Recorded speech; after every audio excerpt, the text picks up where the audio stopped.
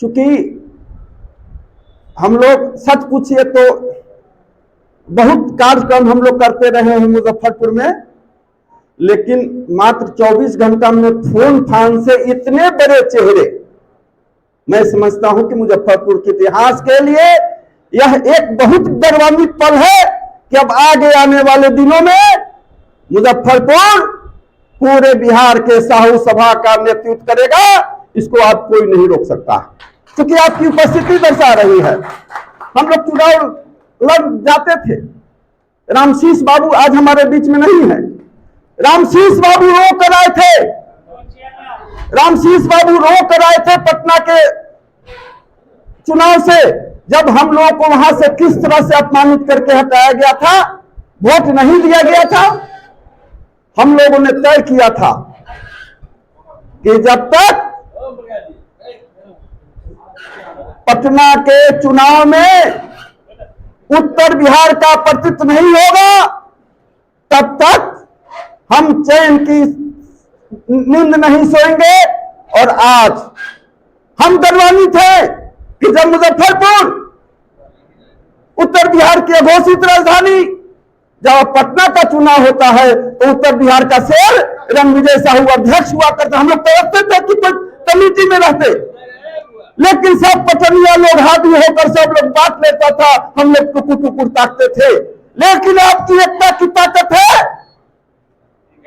आज उत्तर बिहार का शेर रणविजय साहू अध्यक्ष रहे हैं और फिर हम लोग इसी से कमजोर नहीं हुए हैं और आगे बढ़े हैं। अब महामंत्री भी मुजफ्फरपुर का हो रहा है, उपाध्यक्ष मुजफ्फरपुर का हो रहा है। यह है हमारे वोट की ताकत, मुजफ्फरपुर का प्रतिनिधित्व। जब मुजफ्फरपुर का प्रतिनिधित्व इतना हो रहा हो तो मैं समझता हूं कि एक एक यहाँ के दैनिक बंधुओं का हक बनता है कि एक एक वोट हम श्री रणविजय साहू के नेतृत्व वाली जो टीम है उनको दे। और अगल बगल के उत्तर बिहार के अघोषित राजधानी जितना आत्मा कुटुंब सगे संबंधी, शिवहर हो, सीतामढ़ी हो, दरभंगा हो, मधुबनी हो, पूर्वी चंपारण हो, पश्चिमी चंपारण हो, हाजीपुर, सभी लोगों के यहाँ एक एक मैसेज दीजिए कि एक बार फिर रणविजय साहू और उसके पूरी टीम को हम लोग एक एक वोट देकर पटना के अध्यक्ष पद पर हम स्थापित करेंगे। दो बात मैं अब कहकर अपनी बात समाप्त करना चाहता हूं। जिधर इशारा, यह टीम की बगिया है जिसमें सभी दलों का प्रतीक होता है। मैं तो भारतीय जनता पार्टी में प्रदेश का प्रवक्ता हूं। इसके पहले भारतीय जनता पार्टी के कदावर नेता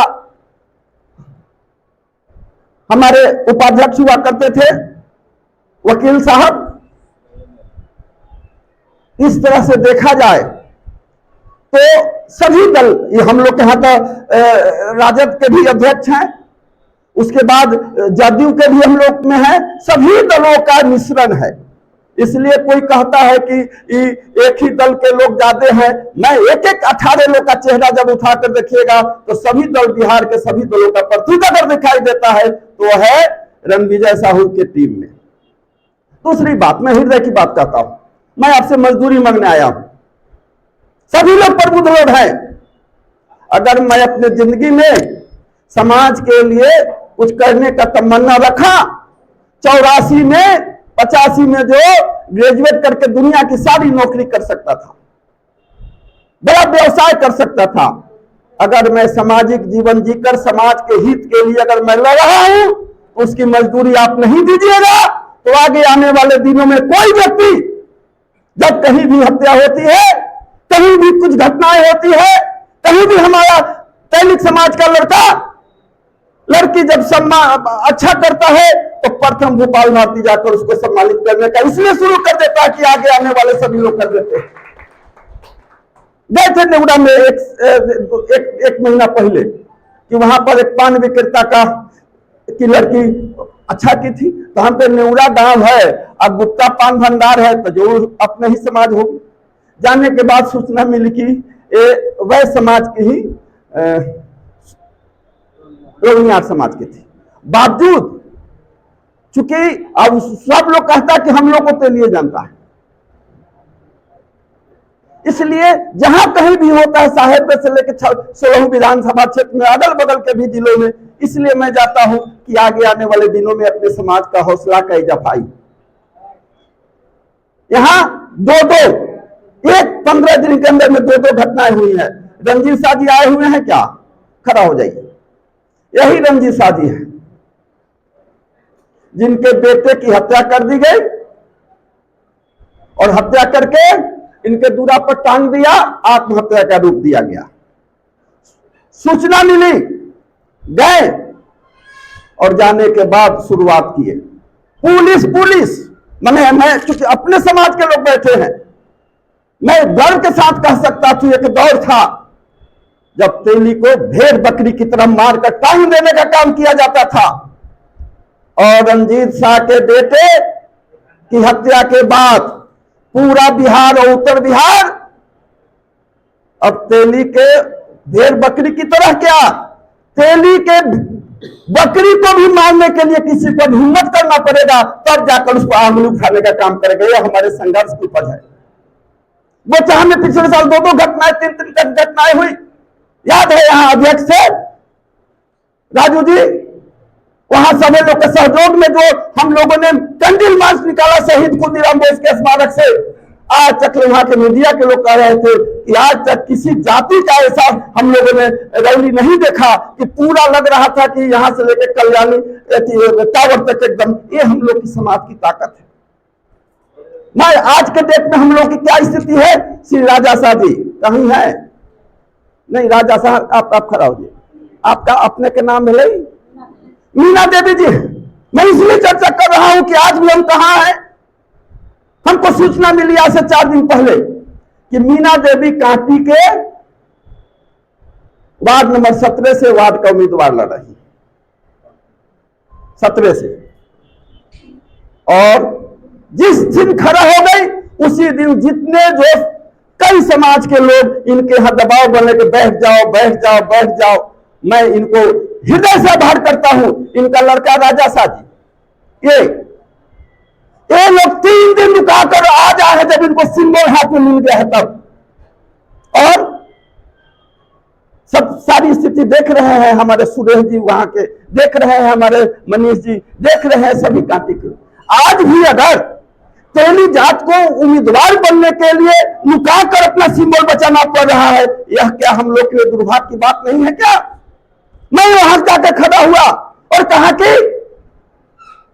आप रहिए, उम्मीदवार रहिए, और दुनिया की कोई भी ताकत वार्ड नंबर 17 से जिला पार्षद ऐसी वार्ड पार्षद बनने से इसलिए नहीं रोक सकता है कि सारा जो चेहरा है कांटी का उनके लिए तैयार होगा। इनका वोट 300, इनके बाबा मानजन थे तेली समाज के, इनके परबाबा मानजन थे, इनके पिताजी मानजन थे, और उन मानजन के बेटा पतोह को कहा जाए कि तुम चुनाव नहीं लड़ सकते हो, और जिस जाति का चूंकि अति पिछड़ा है वो ही उम्मीदवार था।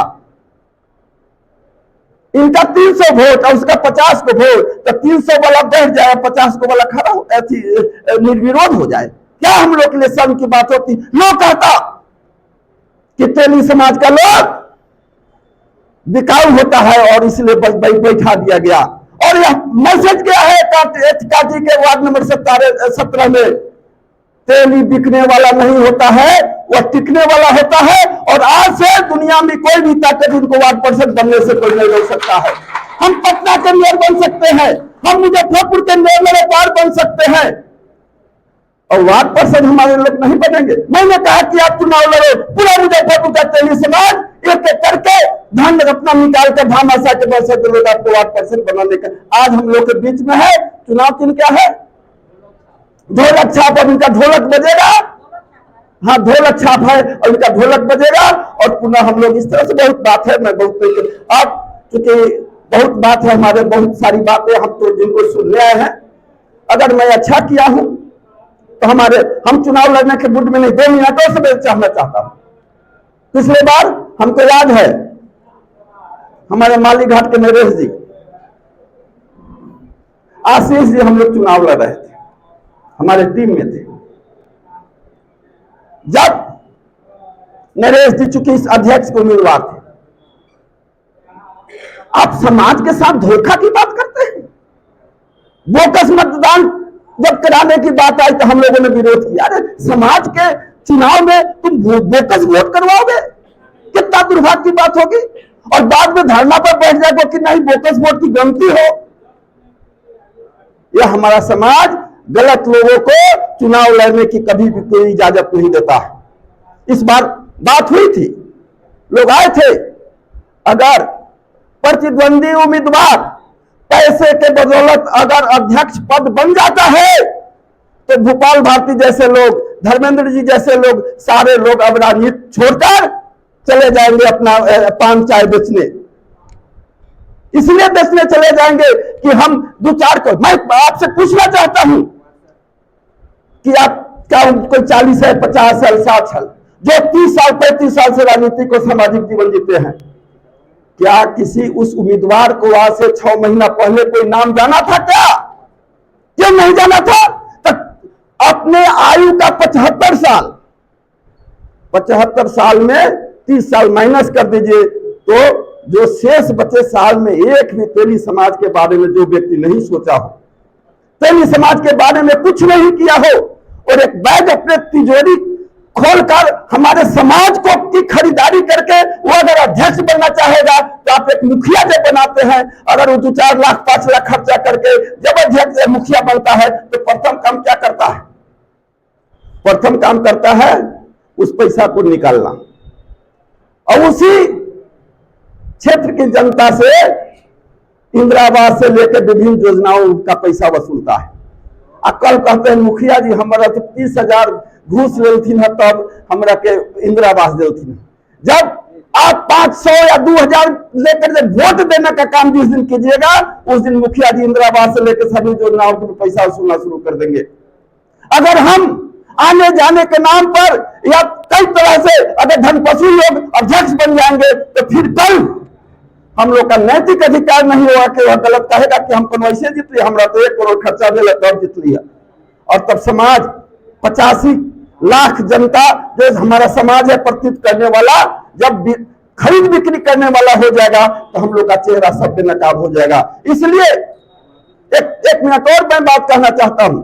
मैं भारतीय जनता पार्टी में हूं, बावजूद मैं डंके के साथ चोट के साथ कहता हूं, अगर भारतीय जनता पार्टी को अपनी पार्टी में अपने कार्यकर्ताओं को, अपने नेताओं को सम्मान दिलवाना चाहते हैं तो जिस दिन अध्यक्ष बना दीजिएगा रणविजय साहू को, भारतीय जनता पार्टी देखेगा यह समाज किसी दल का बंधुआ मजदूर नहीं है, यह समाज कभी किसी के सामने हाथ पसारने वाला नहीं है, यह समाज अपने आप में निर्णय लेने वाला है। और कल से हम लोग जितने लोग भारतीय जनता पार्टी में है सबका कद बढ़ना शुरू हो जाएगा, जान जाएगा कि यह समाज अब अपने राजनीतिक भविष्य को जान गया है।